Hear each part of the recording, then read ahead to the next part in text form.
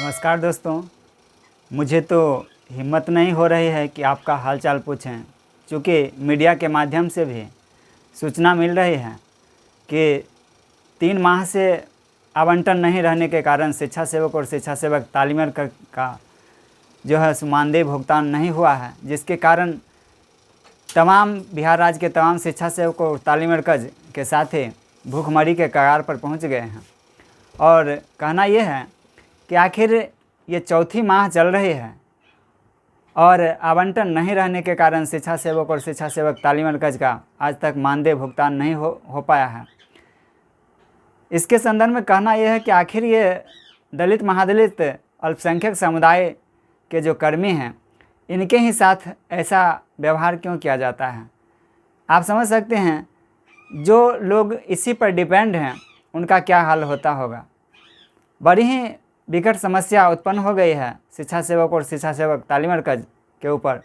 तो मैं अपने वीडियो के माध्यम से तमाम पदाधिकारी महोदय से आग्रह करना चाहूँगा, एसीएस महोदय, शिक्षा मंत्री महोदय से आग्रह करना चाहूँगा कि अविलंब मानदेय के भुगतान हेतु आवंटन प्रत्येक जिला को भेजने का काम करें, ताकि भुखमरी के कगार पर जो शिक्षा सेवक तालीमरकज के साथी आ गए हैं उनसे निजात पा सके। बताते चलें कि पैसे के अभाव में, उचित इलाज के अभाव में सुपौल जिला के राघोपुर प्रखंड अंतर्गत प्राथमिक विद्यालय मुसलमान टोल के शिक्षा सेवक भोगी सदा का पिछले ही दिनों उचित इलाज के अभाव में देहांत हो गया। वहाँ के जिलाध्यक्ष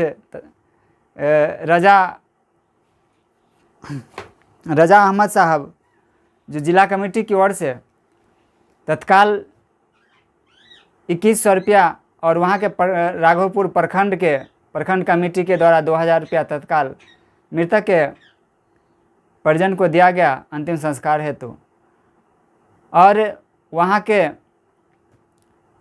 डीपीओ साहब से मिलकर के जो अनुग्रह राशि है वो दिलाने का काम और बकाया मानदेय जो है दिलाने की चर्चा की गई, जिस पर वहाँ के डीपीओ साहब कहे कि आवंटन होने के बाद उनका बकाया मानदेय और ये जो 4 लाख की अनुग्रह राशि है ये दे दिया जाएगा। तो साथियों, कहना यह है कि इस तरह से बहुत सारी घटनाएं लगातार आ रही हैं, जो पैसे के अभाव में लोग अब असमय जो है से काल के गाल में समाते जा रहे हैं।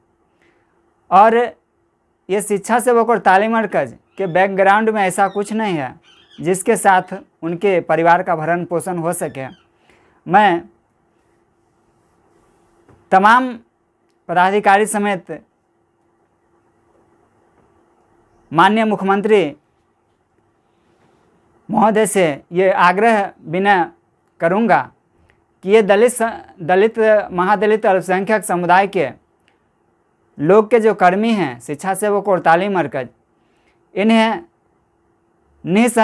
निसंकोच अनुकंपा का लाभ दिया जाए, ताकि किन्हीं की मृत्यु हो जाने के बाद इनके बाल बच्चे रोड पर आ जाते हैं तो निश्चित रूप से इन्हें अनुकंपा के लाभ मिलना चाहिए। क्योंकि कुछ भी बैकग्राउंड में ये अल्प मानदेय में रहने के कारण कुछ भी है नहीं। और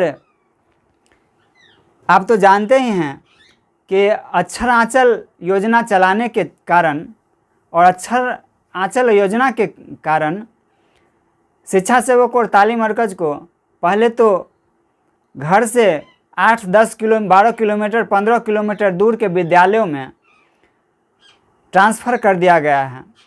और जहां शिक्षकों को 8 किलोमीटर की दूरी पर अगर है जाना पड़ता है विद्यालय, तो उसे यात्रा भत्ता मिलता है, आवास भत्ता मिलता है, और हम शिक्षा सेवक और तालीमरकज को कुछ भी नहीं।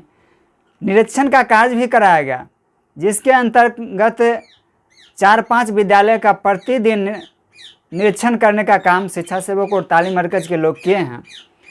और उनका जो यात्रा भत्ता है वो भी आज तक नहीं प्राप्त हुआ है। आपको बता दें कि ये निरीक्षण कार्य में लोगों का 5 से 6 हज़ार रुपया प्रति माह खर्च हुआ है।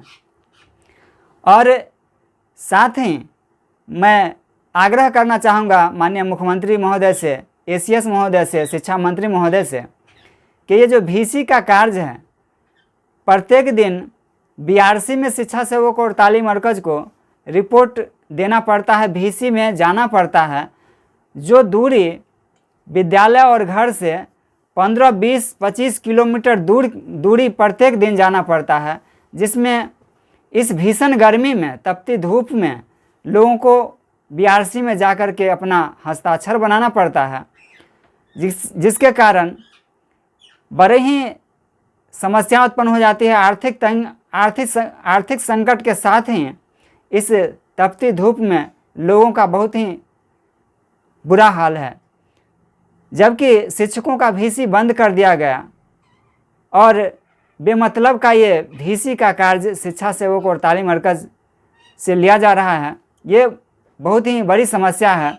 मैं आग्रह करूंगा कि ये VC का कार्य शिक्षा सेवक और तालीम मरकज़ का जो है ये अविलंब समाप्त किया जाए।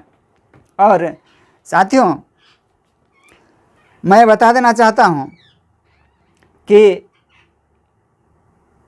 बैंक के लोन को लेकर के खगड़िया ज़िले के एक शिक्षा सेवक के द्वारा जनता के दरबार में मुख्यमंत्री कार्यक्रम के अंतर्गत एक आवेदन डाला गया था, जिसके जवाब में ये जो संयुक्त सचिव है मोहम्मद इज्तवा हुसैन, संयुक्त सचिव के द्वारा ये कहा गया कि निकटतम बैंक से उचित दस्तावेज के साथ संपर्क करें। तो मैं बता देना चाहता हूं कि समस्या कहां से आ रही है। शिक्षा सेवक और तालीम मरकज़ को बैंक लोन क्यों नहीं करना चाहती है, वह देखती है।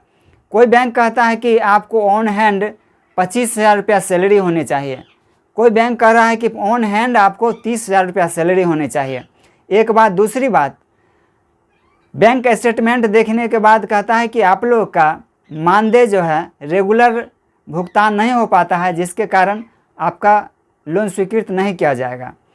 तो मैं एक बार पुनः माननीय मुख्यमंत्री महोदय से विनय आग्रह करूंगा कि आप अपने स्तर से शिक्षा सेवक और शिक्षा सेवक तालीम मरकज़ के लिए बैंक लोन के लिए ये आदेश कर दिया जाता तो शायद कुछ संभव हो पाता, चूँकि बहुत सारे साथी जो इसी अल्प मानदेय के कारण कर्ज के दलदल में दबे हुए हैं और वह कर्ज सधा नहीं पा रहे हैं, जिसके कारण वह लोन लेना चाहते हैं। किन्हीं की बच्ची की शादी करनी है, उसके लिए लोन लेना चाहते हैं, किन्हीं को आवास बनाना है, उसके लिए लोन लेना चाहते हैं। तो ये बहुत ही ज़रूरी है और ये हम समझते हैं कि 98% लोगों की आवश्यकता है, जो बड़ी समस्या हो रही है। और मैं तमाम साथियों से ये आग्रह करूंगा कि इस वीडियो को ज़्यादा से ज़्यादा शेयर करें, ताकि ये हमारी और आपकी आवाज़ सरकार तक पहुंच सके। और हम दिवाकर की लाइन्स को सब्सक्राइब करना न भूलेंगे। बहुत बहुत धन्यवाद।